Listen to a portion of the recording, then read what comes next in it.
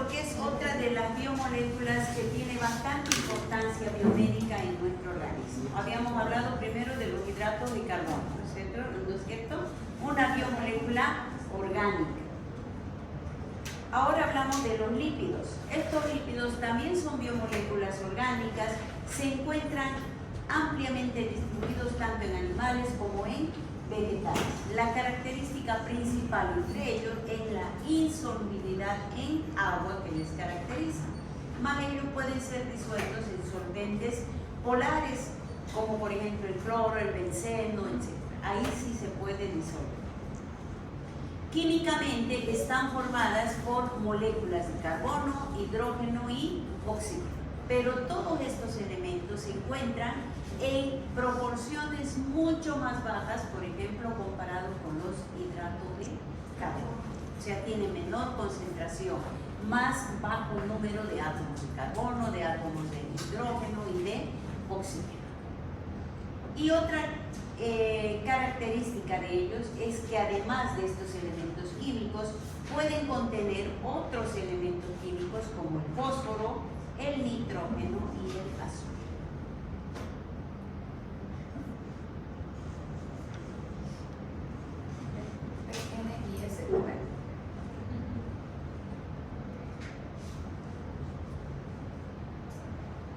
¿Cuáles son las propiedades de los lípidos? Una de ellas de gran importancia es el carácter anfipático que tienen los lípidos. Quiere decir que ciertos lípidos, que ciertas grasas de nuestro organismo se caracterizan por tener una parte hidrófila, es decir, que sí puede reaccionar con el agua, y tiene otra parte hidrófoba que no va a interactuar con el agua. Y esto es lo que justamente caracteriza a uno de los lípidos más importantes de nuestro organismo, que son los fosfolípidos. ¿Dónde están los fosfolípidos? En la membrana celular. Es la unidad estructural y conformacional de todas las membranas celulares. Y ellos se caracterizan por tener una cabeza polar que interactúa con el agua y una cola hidrofóbica que no interactúa con el agua. Y por eso les decía ya anteriormente que la membrana celular tiene la capacidad de absorber sustancias hidrosolubles y sustancias liposolubles. Ahora, ¿cuál actúa más rápido? Una sustancia liposoluble, porque es lo primero que está presente en la membrana celular. Ahora, estos lípidos se clasifican en dos grupos. Tenemos los lípidos saponificables y los lípidos insaponificables. Dentro de los saponificables tenemos los ácidos grasos, los lípidos simples, donde se encuentran los glicéridos, los séridos, y entre los glicéridos están los aceites, están las grasas, en los séridos están las ceras, y tenemos los lípidos complejos o polares, donde se encuentran los glicerolípidos y los esfingolípidos con sus respectivas clasificaciones, como la esfingomielina, los eritrócitos y los gangliósidos. Y el segundo grupo que corresponde a los lípidos insaponificables. ¿Qué quiere decir saponificable?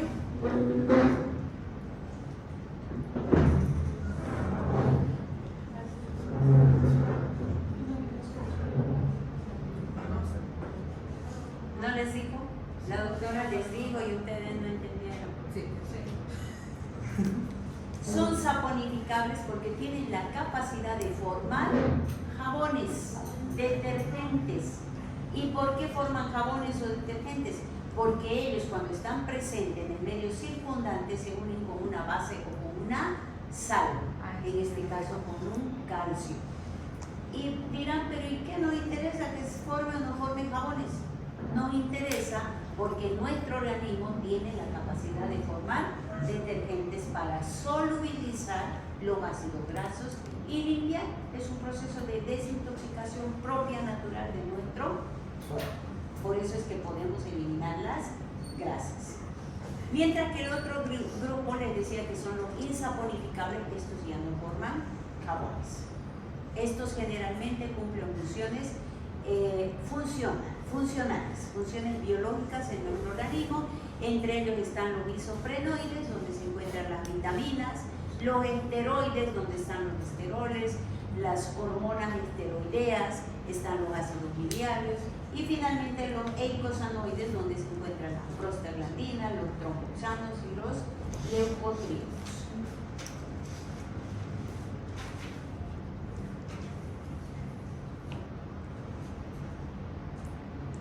Vamos a describir entonces el primer grupo, que son los lípidos saponificados.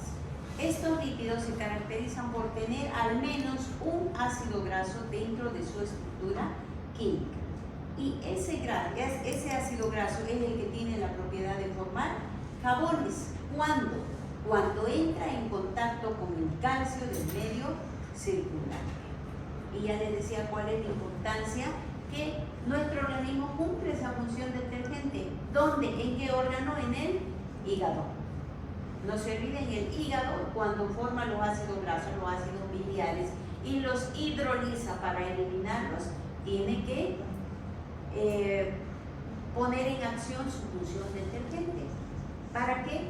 Para poder degradarlos y que el organismo los pueda eliminar más fácilmente de nuestro organismo.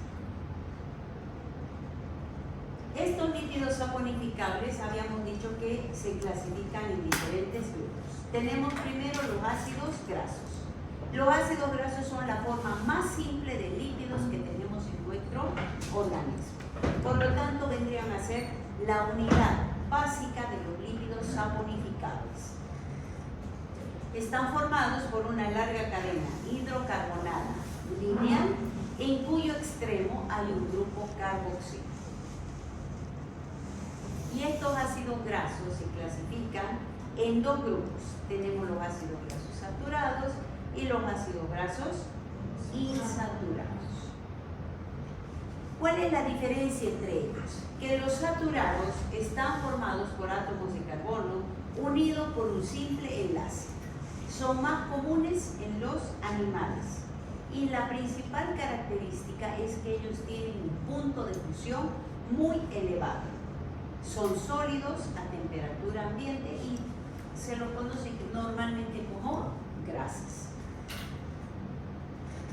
El hecho de que tenga un punto de fusión elevado hace que sea muy difícil su eliminación. Mientras que el otro grupo, que son los ácidos grasos insaturados, tiene un menor punto de fusión, es decir, que se disuelven más rápidamente. Ahora, ¿dónde están los ácidos grasos saturados? En todo lo que nos gusta. En los hidratos de carbono, en las proteínas, en su forma natural, cuando se comen su churrasquito lleno de grasa y que se chupan la grasa y que les gusta, que nos gusta, ¿no? Podemos consumirlo en su forma natural. Y cuando nosotros comemos demasiados hidratos de carbono, ¿en qué se forma el hidrato de carbono primero? ¿En qué se biotransforma? En glucosa. Y cuando ya hay glucosa, ¿en qué se biotransforma? Glucógeno. Y cuando ya hay glucógeno, grasas. Entonces miren que nuestro organismo puede formar ácidos grasos saturados. ¿A partir de qué? Del exceso de hidratos de carbono, del exceso de proteínas. Cuando yo consumo proteínas y no las desgasto. Y más aún cuando consumo proteínas sintéticas. ¿Han visto los chicos cuando van al gimnasio que hacen? Se llenan de proteína. Pero la proteína funciona para la masa muscular, obviamente, funciona al 100%. Pero yo tengo que hacer un desgaste energético para que se vuelva músculo, porque si no se vuelve grasa, mi hígado no puede transformarlo en músculo. Profe, eso es temporal. O sea, digamos, si ellos consumen proteína, hacen ejercicio, se vuelve músculo y después dejan de hacer ejercicio, ese mismo músculo se vuelve. Claro, el músculo necesita ejercitarse continuamente. Entonces no es porque ahora hice 3 meses estoy así, así y así y me voy a mantener así, no, nada se mantiene por sí solo, tenemos que trabajar para mantenerlo así, ¿no es cierto? O sea que mejor entonces, no tomar, es mejor no tomar porque se vuelve grasa. Yo lo tengo a mi hijo así gordito ahora, ¿por qué? Porque que iba al gimnasio, estaba bien, muy bien, el primer mes, el segundo mes, pero después le dio flojera y él seguía tomando la proteína. No tomes, pero la mamá nunca sabe, ¿no ve? Aunque sea la mejor doctora del mundo, no sabe. Ahí está, y ahora quiere hacer dieta y todo. Ahora ¿qué lo va a meter? Otra cosa para Entonces, fíjense cómo nuestro organismo, esos ácidos grasos, es tan fácil obtenerlos, muy fácil obtenerlos, pero es tan difícil eliminarlos. ¿Por qué? Porque son tan duros que ellos se acumulan en las paredes de nuestros tejidos. Y lo peor de todo es que se acumulan en las paredes de los vasos sanguíneos, principalmente de las arterias, llevando posteriormente a desarrollar una patología que se conoce como ateroesclerosis. Aterosclerosis. ¿Por qué? Porque estos ácidos grasos, además de aposicionarse en todos los tejidos, le encantan los vasos sanguíneos. Y tenemos una arteria que tiene su luz, ¿no es cierto? Y la grasa se va acumulando alrededor. ¿Y qué es lo que hace? Cada vez la arteria más chica. Y por acá tiene que fluir la sangre. Y como cada vez está más chica, llega a un lugar donde no puede pasar con la misma fuerza que tiene que pasar por todos los vasos sanguíneos y se forma un coágulo. Y de ahí vienen los accidentes cerebrovasculares y cardiovasculares. Entonces, por eso es tan importante hacer un control de los lípidos en nuestro organismo. Entonces, por eso hay tanto ACV en jóvenes. Exacto. Ahora tenemos tanto y más aún en nuestro medio por el tipo de alimentación que tenemos. Entonces, estos hidratos de carbono los ácidos grasos saturados, como son tan malos, ¿los necesitaremos o no? ¿Para energía? Los necesitamos, sí. Pero no solo para energía, los necesitamos para que se formen ciertas sustancias en nuestro organismo, como los triglicéridos, como el colesterol, pero lo necesitamos en mínimas proporciones, no lo necesitamos en elevadas. ¿Por qué? Porque si yo no consumo, mi organismo lo produce, pero lamentablemente es lo que más le damos de comer a nuestro organismo. A diferencia del otro grupo que son los ácidos grasos insaturados. Ahora, estos mi organismo sí lo necesita al 100%.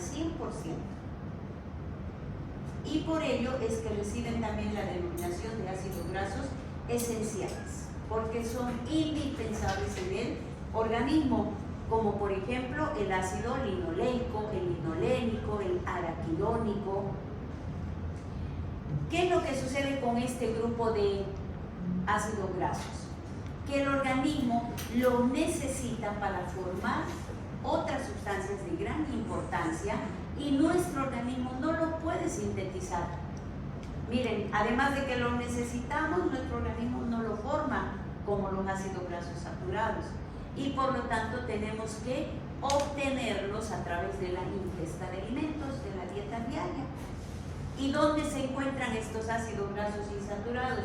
Están presentes en mayores proporciones en los animales de origen marino y nosotros tenemos una muy pobre alimentación de ese tipo de alimentos.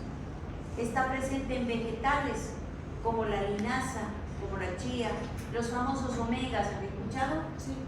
Bueno, el omega 3, el más importante en nuestro organismo. ¿Y por qué es importante? Porque además reducen los efectos hiperlipemiantes. ¿Qué quiere decir? Que estos ácidos grasos tienen la propiedad de movilizar a los ácidos grasos saturados. O sea, estos ácidos grasos duros que me hacen engordar, que yo quiero enflaquecer y que no me dejan, cuando yo empiezo a consumir estos ácidos grasos y empiezo a comer pescadito, empiezo a comer ensaladas con aceite de oliva, empiezo a tomar omega, ¿qué hacen los ácidos grasos saturados? Se empiezan a deshacer y es más fácil eliminarlos de mi organismo. ¿Sí? Esa es la importancia de los ácidos grasos insaturados.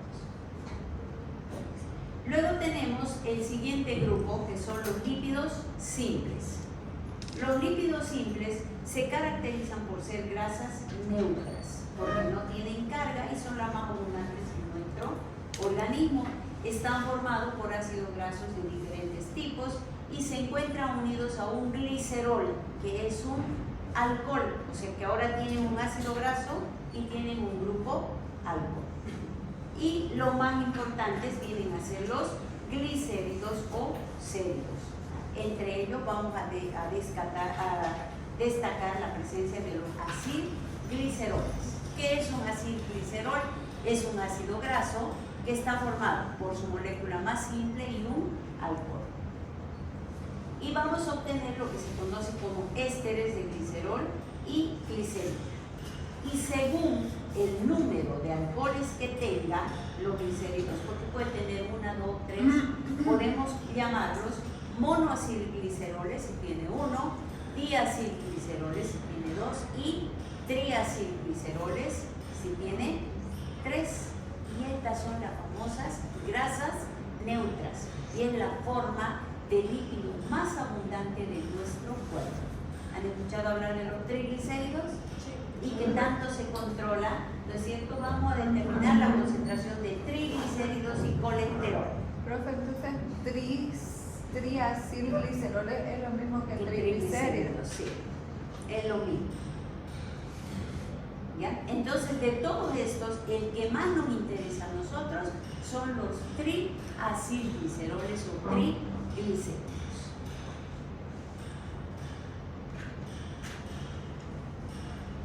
Ahí está, los podemos denominar triglicéridos, triacilgliceroles y triacilglicéridos. Aunque la forma más común de conocerlo es triglicéridos. Ellos se caracterizan por tener una molécula de glicerol que tiene esterificados sus 3 grupos hidroxílicos por la presencia de 3 ácidos grasos. Y como les decía, representa la grasa más común en nuestro organismo.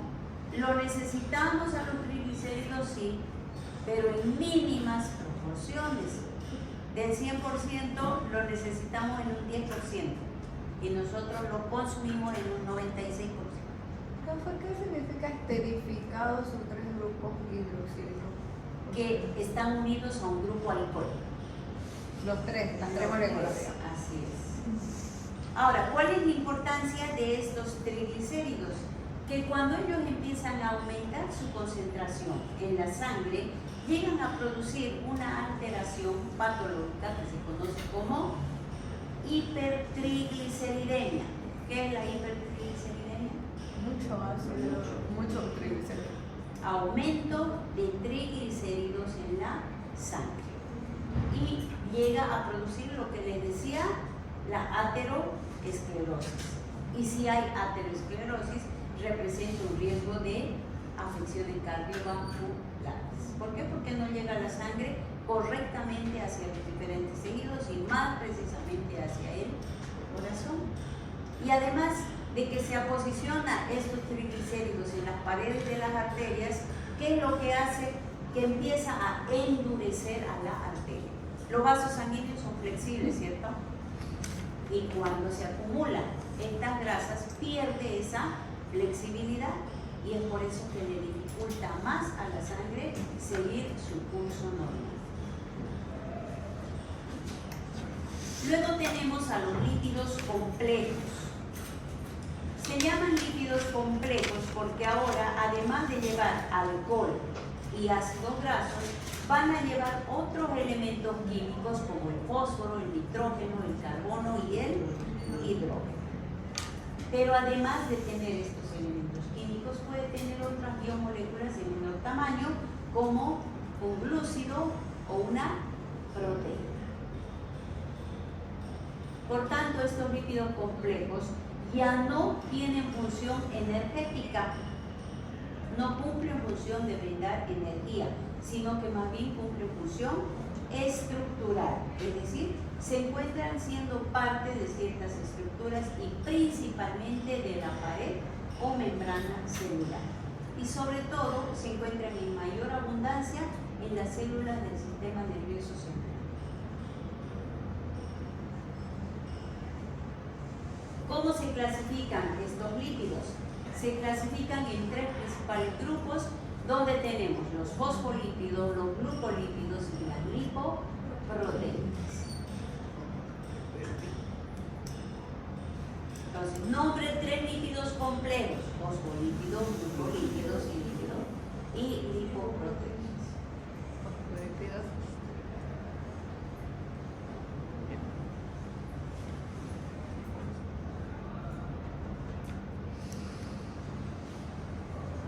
Vamos a hablar de los fosfolípidos. Los fosfolípidos se caracterizan por tener en su composición un ácido fosfórico, la presencia de un grupo alcohol, ácidos grasos y el ácido ortofosfórico. Uno de los órganos que tiene mayor cantidad de estos fosfolípidos lo representa el cerebro. Y los fosfolípidos, no se olviden que ya dijimos que tienen carácter anfipático. Y ahí tenemos su cabeza polar porque interactúa con el agua y la cola hidrofóbica porque repele completamente al agua. Y la unión de varios de estos fosfolípidos llega a formar lo que se conoce como el modelo en mosaico fluido de la membrana celular. Ay, nunca entendí eso. ¿Cómo es el modelo en mosaico fluido? El piso es mosaico fluido, es un mosaico rígido. ¿Por qué lo comparamos con el mosaico? Porque el piso de mosaico viene a formarse un piso por la unión de varias piezas de lo mismo. Lo mismo sucede en la membrana celular. La unión de varios fosfolípidos, uno detrás de otro, llega a formar como un piso de la membrana celular. ¿Por qué fluido? Porque la membrana celular no es rígida, tiene movimiento. Por eso se llama modelo de mosaico. Lo había leído, pero no lo entendí. Y además viene a ser el fosfolípido el principal componente de la membrana plasmática. Por eso decimos que es la unidad estructural. No hay fosfolípido, no hay membrana.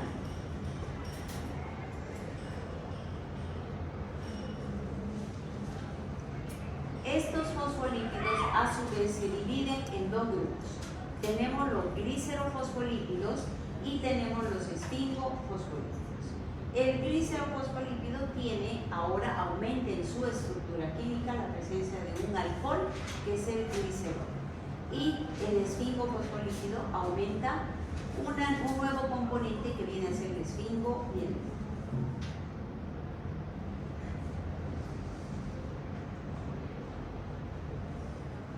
Vamos a hablar de los glicerofosfolípidos. Este viene a ser la forma más abundante de los fosfolípidos, derivan del ácido fosfatídico y tenemos diferentes tipos. Entre ellos vamos a hablar de la fosfatidilcolina, conocido más comúnmente como lecitina. ¿Cuál es la importancia? Que interviene en la solubilización de los ácidos biliares. Esta es la que tiene la responsabilidad de degradar las grasas que nosotros consumimos. ¿Y eso es bueno o no? Sí. Es muy bueno, pero no puede hacerlo en exceso, porque cuando entra demasiado ácido graso en nuestro estómago, el hígado sigue funcionando, sigue solubilizando. Pero ¿qué pasa? Que como se le exige tanto, llega a desarrollar otra patología que se conoce como hígado Graso. Y de ahí vienen todas las afecciones hepáticas. Sí, ese componente usan en la mesoterapia. Luego tenemos la fosfatidilcerina, que también está presente a nivel de la membrana celular, pero ahora ya interviene en el reconocimiento de sustancias externas a nuestro organismo. Es decir, interviene en el reconocimiento de cuando entra un microorganismo, por ejemplo. Lo reconoce ¿para qué? Para mandar información y se activen otros órganos de nuestro cuerpo. Y se dice que cuando empieza a producir una disminución de las concentraciones de esta fosfatidilcerina, se caracterizan o empiezan las degeneraciones de las células del sistema nervioso central. Pérdida de memoria, y luego todas las complicaciones de las enfermedades psicológicas. Luego tenemos el fosfatidil-inositol bifosfato, que también está presente a nivel de las membranas de las células y también tiene la función de intervenir en reconocimiento de señales, pero señales externas que son mandadas por hormonas que actúan como intermediarios químicos. Por lo tanto, se produce la hidrolización y transformación en sustancias mensajeras. Capta la orden, crea nuevas sustancias y las manda a diferentes lugares para transmitir la información.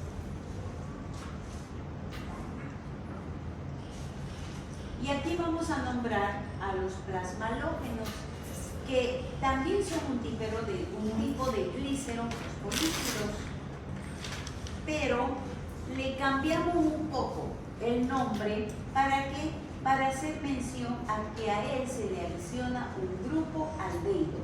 Tiene todo exactamente que cualquier glicerofosfolípido, solo que se le aumenta un grupo aldehído. Y este tipo de lípido es muy abundante a nivel de la membrana del sistema nervioso central y las células musculares. Si ustedes se han dado cuenta, todos estos lípidos compuestos o complejos son más abundantes a nivel de las membranas de las células que los del sistema nervioso central.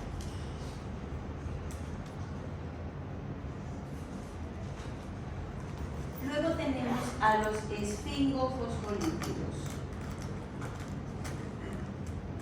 Estos esfingofosfolípidos también tienen la presencia de un grupo alcohol, pero el alcohol que tienen no es el glicerol, sino que es un aminoalcohol, y por lo tanto se lo conoce como esfingol o esfingosina. Y dentro del más importante de los esfingofosfolípidos tenemos al esfingomielina, que tiene su alcohol, que es la esfingosina, un ácido graso, un ácido fosfórico y la colina.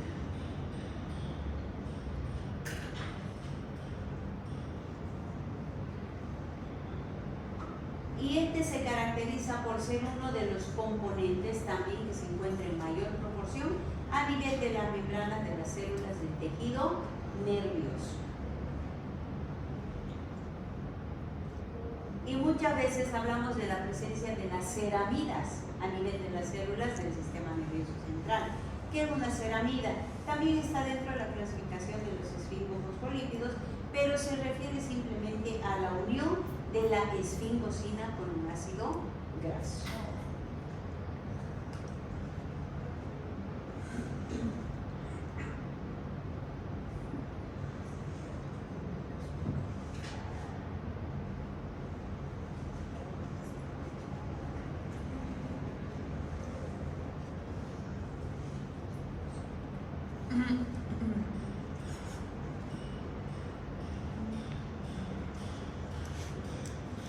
Tenemos el tercer grupo de los lípidos complejos y nos referimos a los glucolípidos. Y el nombre les debe estar diciendo algo porque ustedes ya conocen. Las dos biomoléculas ahora, ¿a qué se refieren los glucolípidos? A que ahora poseen hidratos de carbono. Ya no tienen grupos fosfatos. Entonces son lípidos complejos que están formados por la unión de una ceramida, y no se olviden que la ceramida es la unión de qué? Esfingosina unida a un ácido graso, pero además tiene la presencia de un glúcido. ¿Qué tipo de glucolípidos tenemos? Dos grupos, los cereblócidos y los gangliósidos. Los cereblócidos químicamente están compuestos por esfingosina, ácido graso y un monosacárido. Ahí interviene el hidrato de carbono. El monosacárido, que viene a ser la glucosa o la galactosa, cualquiera de los dos. Estos cereblócidos son muy importantes porque abundan, se encuentran en grandes cantidades a nivel de la sustancia blanca del cerebro y las vainas de miel.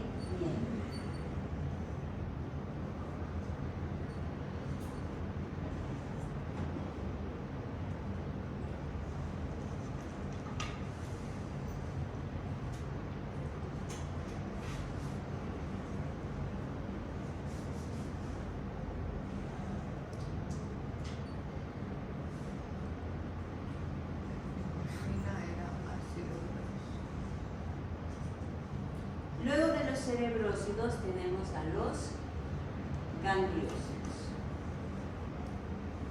Son muy similares, en realidad viene a ser exactamente que los cerebrósidos. La única diferencia es que el hidrato de carbono es de mayor complejidad. Ahora ya no puede ser solamente un monosacárido como una hexosa, puede ser la unión de dos glucosas, puede ser un oligosacárido, o sea, tener más de 6 átomos de carbono en su composición. Y también son componentes de las membranas celulares y del tejido nervioso.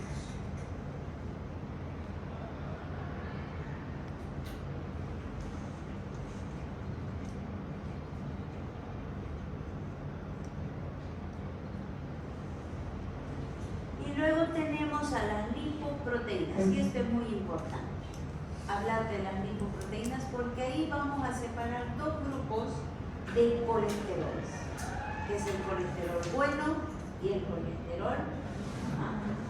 Entonces, cuando hablamos de las lipoproteínas, nos referimos a la unión de un lípido con una proteína plasmática, que puede ser la albúmina y las globulinas, donde se sintetizan ellas a nivel del hígado. ¿Cuál es la importancia fisiológica? Que ellas transportan sustancias insolubles, o sea, lípidos, ¿desde dónde? Desde la sangre a los diferentes tejidos. Pero además de hacer este trabajo de transporte, también forman parte de las membranas celulares y son los que le dan esa característica de semipermeabilidad. Por eso son semipermeables, ¿no es cierto?, las membranas celulares. ¿Qué lipoproteínas nos interesa conocer? Son 4 las más importantes y estas. Primero tenemos los kilomitrones, las lipoproteínas de muy baja densidad, la lipoproteína de baja densidad y la lipoproteína de alta densidad. Habíamos dicho que estas lipoproteínas lo que hacen es transportar lípidos. ¿Qué lípidos? Principalmente colesterol y los triglicéridos. ¿Desde dónde?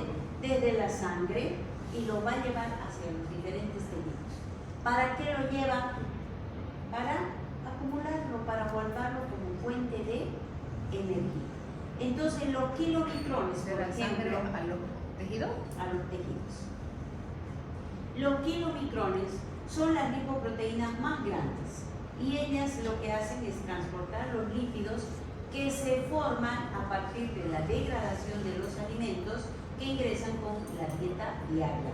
Es decir, cuando nosotros comemos se activa el catabolismo y ¿qué hacen los kilomicrones? Están ahí dispuestos a captar los lípidos. ¿Para qué? Para que desde el intestino lo lleves a los diferentes tejidos, porque su trabajo de él es captar energía, guardarlos. Y si entra mucho, pues mucha energía, ¿no? Mientras que tenemos otra lipoproteína que se conoce como VLDL, que significa lipoproteína de muy baja densidad. Esta se sintetiza en el hígado y lo que hace es también transportar lípidos. ¿Qué lípidos? Colesterol y triglicéridos, pero ya no del intestino, sino desde la sangre hacia los diferentes tejidos y lo lleva a guardar, a posicionar, también como fuente de energía. Y imagínense, está llevando colesterol y triglicéridos. ¿Dónde? A que se posicione sobre mi páncreas, sobre mi hígado, sobre mi corazón, sobre los vasos sanguíneos, y ya saben qué conlleva cuando hay exceso. Y la otra lipoproteína es la de baja densidad, conocida también como LDL. ¿Qué hace LDL? Transporta solo colesterol. ¿De dónde? De la sangre hacia los receptores, o sea, hacia los diferentes tejidos donde tenga receptores para LDL. ¿Y qué hace? Lo mismo, lo guarda, lo posiciona ahí. De la sangre. De la sangre hacia los tejidos. Y como ustedes bien sé, todo el tiempo he dicho, lo lleva para guardar, lo lleva para acumular, y por eso se conoce como colesterol malo. ¿Por qué? Porque el exceso de estas lipoproteínas en el organismo hace que se forme y se acumule mayor cantidad de grasas. Y las grasas, uno de los principales problemas es que si hay colesterol y hay triglicéridos en las paredes de los vasos sanguíneos, aterosclerosis segura. Se puede aumentar la concentración solo de colesterol y se llama hipercolesterolemia. Solo de triglicéridos y se llama hipertrigliceridemia. O puede ser de ambos. Y ahí es más grave la situación. Por eso, esto cuando se encuentra en mayor proporción nos trae riesgos de afecciones cardiovasculares y cerebrovasculares. Y por eso les decía que se conoce como colesterol malo. Mientras que la lipoproteína de alta densidad, conocida como HDL, que también se forma en el hígado, se conoce como colesterol bueno. ¿Por qué bueno? Porque miren lo que hace ahora. Este recoge todo el colesterol y triglicéridos de donde lo guardó el colesterol malo y lo va a llevar hasta el hígado. ¿Para qué? Para que éste lo hidrolice, lo elimine y lo convierte en ácidos lineares. Por eso se dice que mientras más alto sea el valor del colesterol bueno o HDL, menor riesgo de afección cardiovascular. Mientras más alto sea el valor de colesterol malo, mayor riesgo de afección cardiovascular y cerebrovascular. ¿Sí? Y por eso es que hacemos nosotros nuestro análisis que se denomina perfil lipídico y que lo vamos a analizar en práctica, que consiste en conocer el valor de colesterol, conocer el valor de triglicéridos, de HDL, de VLDL y de LDL y finalmente colesterol total, para saber cuánto está aumentado, cuánto está disminuido y cómo bajar los valores. ¿Sí? Bien, preguntas. Dijo que lo llevaba al hígado para que lo hidrolice. Lo hidrolice y lo convierta en ácidos lineares. Y así lo elimina más rápidamente. Las personas que están bajo un tratamiento de hipercolesterolemia o hipertrigliceridemia consumen un grupo de fármacos que se conoce como fibratos, por ejemplo, donde está la atorvastatina, por ejemplo, y eliminan grandes cantidades de grasas a través de la orina. Y el problema está que ya empieza a tener fallo renal, una por otra. Por eso hay que cuidarse de todo.